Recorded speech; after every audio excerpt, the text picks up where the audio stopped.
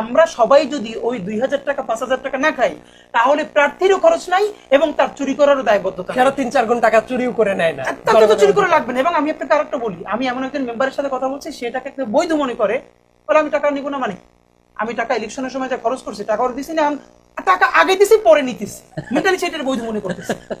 এর মানে ভাই, আমরা সবাই মিলে যদি একটু ভালো না হই, আসমান থেকে ফেরেশতা এসে দেশ শাসন করবে না। যারা চোর বাটপাট ডাকাত, এরা কিন্তু কেউ আমাদের বাবা, চাচা, ফুপা, খালু। কিন্তু আমি সবাই খুব অনেস্ট। আমি যেই ছেলেটা করাপশনের বিরুদ্ধে কথা বলে, পয়েন্ট আমি আমার ইউনিভার্সিটি স্টুডেন্টদের কাছেও বলেছি, এই যে তোমরা সবাই খুব এন্টি মানে করাপশনের বিরুদ্ধে কথা বলো, তুমি যে বাসায় প্রতিদিন ইলিশ মাছ খাও, ইলিশ মাছ না খাইলে খাইতে চাও না, তোমরা কি কেউ বলছো যে তোমার বাপের স্যালারি 40,000 টাকা? তাইলে কোনোদিন জিজ্ঞেস করছো যে আব্বা স্যালারি পাও 40,000 টাকা, বাসায় ইলিশ মাছ গরুর গোশ ছাড়া খাই না, তাহলে তুমি আনো থেকে? এই প্রশ্ন তুমি করবে না, কারণ তাহলে তোমার মাছ খাওয়া বন্ধ হয়ে যাবে, গোশ খাওয়া বন্ধ হয়ে যাবে। নিজের মাছ গোশ ভালো খাইয়া এসি রুমে থাইকা এরপর যত পারি দুর্নীতির বিরুদ্ধে ক্যাম্পেইন করবো ভাইজান, তাইলে এই দুনিয়া কোনোদিন চেঞ্জ হবে না।